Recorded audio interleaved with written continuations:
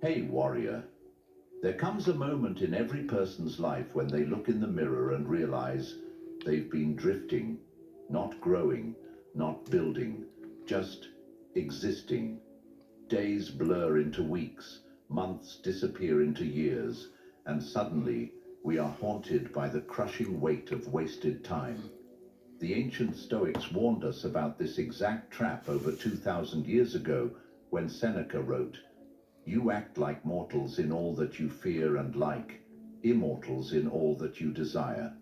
These words cut deeply because they expose a fundamental contradiction in how we live. We fear trivial daily inconveniences, a difficult conversation, a challenging workout, the discomfort of learning something new. Yet we act as if we have Please infinite subscribe tomorrows to pursue our and deepest hit the dreams and notification. highest aspirations. We Subscribe micromanage and minor hit the anxieties while notification. macro procrastinating on the very things that could transform our existence. Time doesn't get stolen from us. It doesn't get snatched away by external forces. It gets willingly surrendered hour by hour, choice by choice, until we wake up one day wondering where our lives went. The Roman philosopher Seneca, who understood the psychology of human delay better than perhaps anyone in history, observed that most people don't live. They merely postpone living. They exist in a perpetual state of preparation, always getting ready to get ready, forever on the verge of beginning. My friend, it is not laziness that destroys most people's potential. It is delay.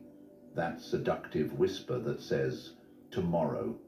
Tomorrow you'll get serious about your health. Tomorrow you'll start that business. Tomorrow you'll have that difficult conversation. Tomorrow you'll begin investing in your future. But tomorrow is the most dangerous word in any language because it promises everything while delivering nothing.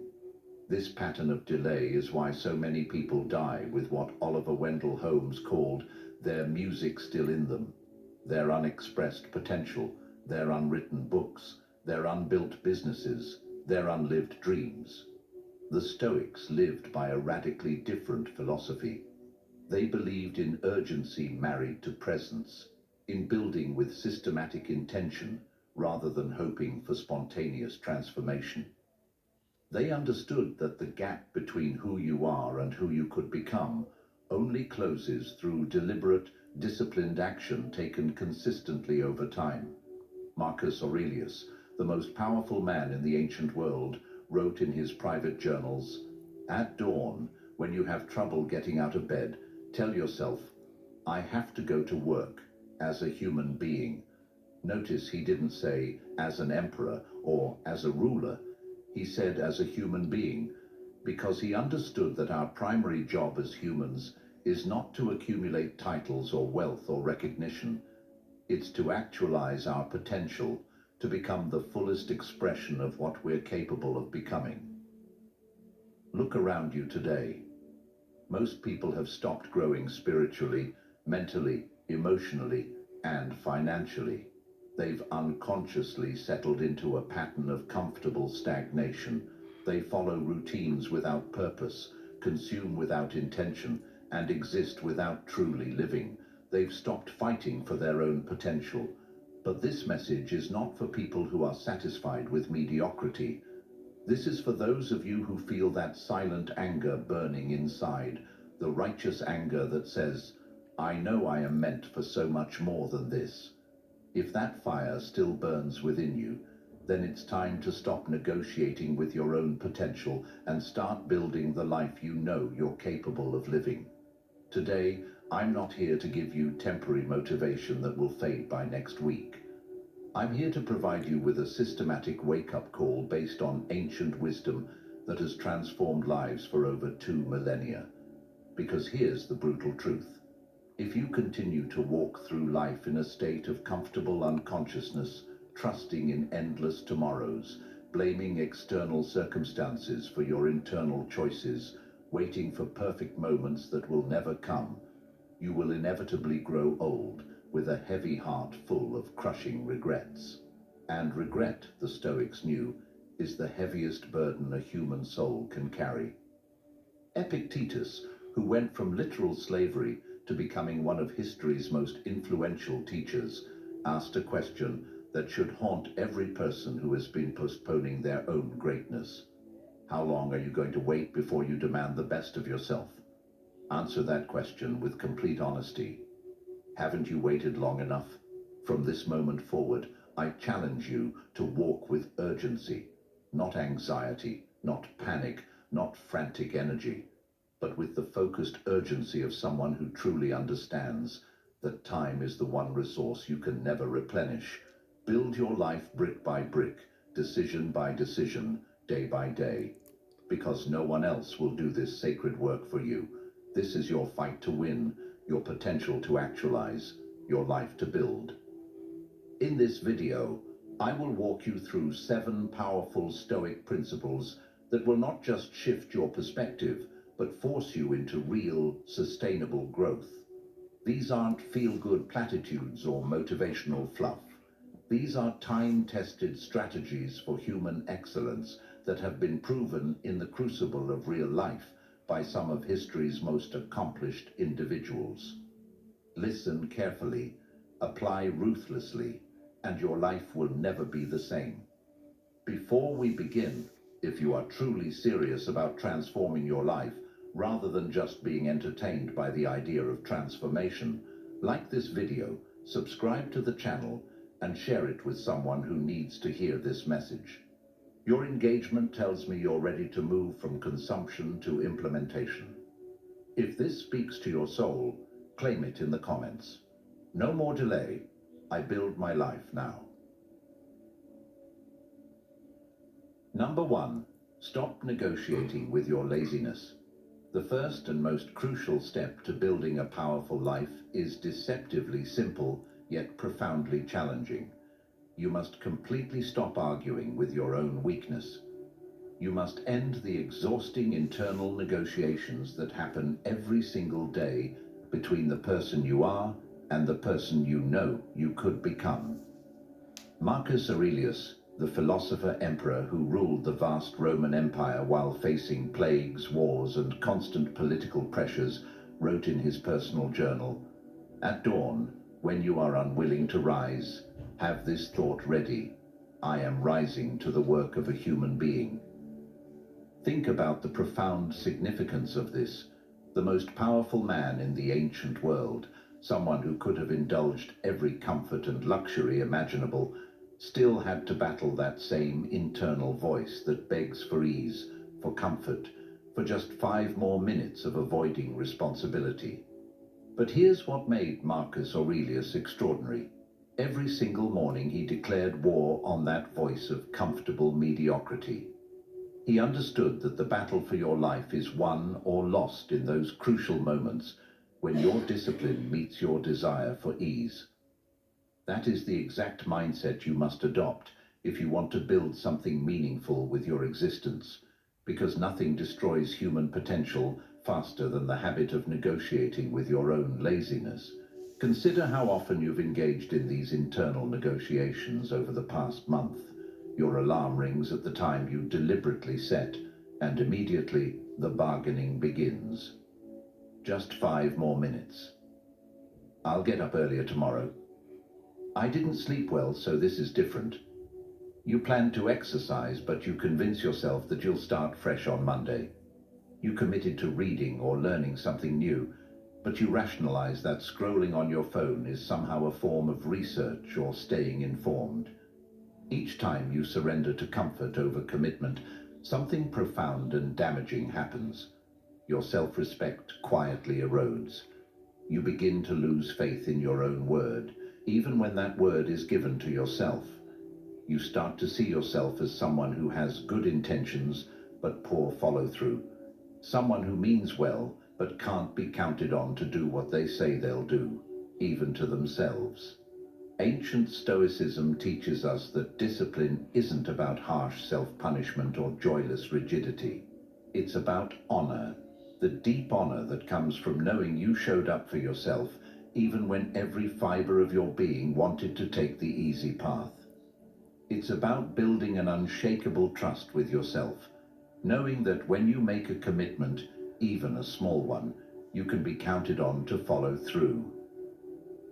The Stoics understood that laziness operates on multiple levels. Physical laziness is obvious. It's the reluctance to move your body, to exercise, to engage in physical work. But there's also mental laziness, which is far more insidious. Mental laziness convinces you that thinking about problems is the same as solving them, that planning is equivalent to executing, that good intentions are sufficient substitutes for concrete actions. Then there's emotional laziness, the tendency to avoid difficult conversations, to postpone dealing with relationship issues, to stay in situations that drain you rather than doing the hard work of change. And finally, there's spiritual laziness, the failure to examine your deeper values, to question whether your daily actions align with your stated beliefs, to do the ongoing work of becoming the kind of person you respect. Here's what you must understand. Laziness is not just a temporary state or a character flaw. It's a mental habit that strengthens every time you indulge it. Like any habit, it becomes more automatic and more powerful through repetition. But the opposite is also true. Discipline is a habit that grows stronger every time you choose effort over ease, action over avoidance, discomfort over immediate gratification. The Stoics believed deeply in what they called voluntary discomfort, the deliberate practice of choosing challenging actions when easier alternatives are available. They would wake up early when they wanted to sleep longer, exercise when their muscles ached, work when their minds craved rest, eat simple foods when luxury was available. This wasn't masochism or self-punishment. This was strategic preparation for life's inevitable challenges. When you regularly push through resistance in small areas, you build the mental muscle to push through resistance in larger areas. When you honor your commitments to yourself in minor matters, you develop the character to honor them in major matters. When you prove to yourself that you can do what you say you'll do, even when you don't feel like it, you become someone who can be trusted with bigger responsibilities and greater opportunities. What are you actually losing by remaining in patterns of laziness? You're losing time, the one resource that once spent can never be recovered. You're losing opportunities because while you're negotiating with your resistance, someone else with less talent but more discipline is taking action and moving ahead. You're losing confidence because every time you break a promise to yourself, you reinforce the identity of someone who can't be counted on to follow through. Most importantly, you're losing your dreams. Not dramatically, not all at once, but slowly, gradually, through the compound effect of small surrenders that accumulate over time. Every day you delay taking action, life continues moving forward. The business you wanted to start gets started by someone else. The skill you wanted to develop gets mastered by someone else. The relationship you wanted to build gets built by someone else. Stoicism demands that you master yourself before life forces you to bow to circumstances beyond your control. The best time to defeat laziness is not when you feel motivated. Motivation is temporary and unreliable. The best time to defeat laziness is right now, in this moment, regardless of how you feel. How do you systematically eliminate laziness from your life using Stoic principles? First, expect resistance, and don't be surprised when your body and mind want ease. This resistance is natural and universal. Even Marcus Aurelius felt it. The difference between successful people and unsuccessful people is not the absence of resistance, but the response to resistance. Second, create daily routines and systems that operate independently of your emotional state. Whether you feel energetic or tired, motivated or discouraged, inspired or bored, you execute your commitments. This removes the need to make decisions based on fluctuating feelings and creates automatic momentum in your life. Third, systematically reduce temptations and distractions, rather than relying solely on willpower to resist them. If you want to read more, remove the phone from your bedroom. If you want to eat healthier, don't keep junk food in your house. If you want to exercise regularly, lay out your workout clothes the night before. Make good choices easier and bad choices harder through environmental design. Finally, learn to celebrate the discomfort of effort rather than seeing it as something to be endured. That physical discomfort during exercise is your body adapting and becoming stronger.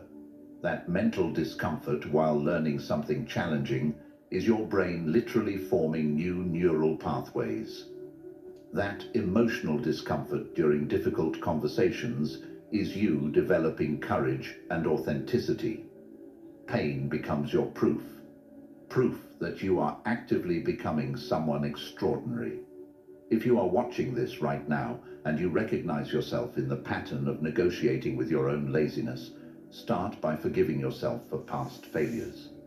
The past is unchangeable, but the future is entirely within your influence. From this moment forward, draw a clear line. The new version of you no longer negotiates with weakness. You rise when the alarm rings, regardless of how much sleep you got. You work even when you're tired, because discipline works when motivation fails. You train even when you're uninspired, because consistency creates capability. You read even when you're bored, because knowledge compounds over time.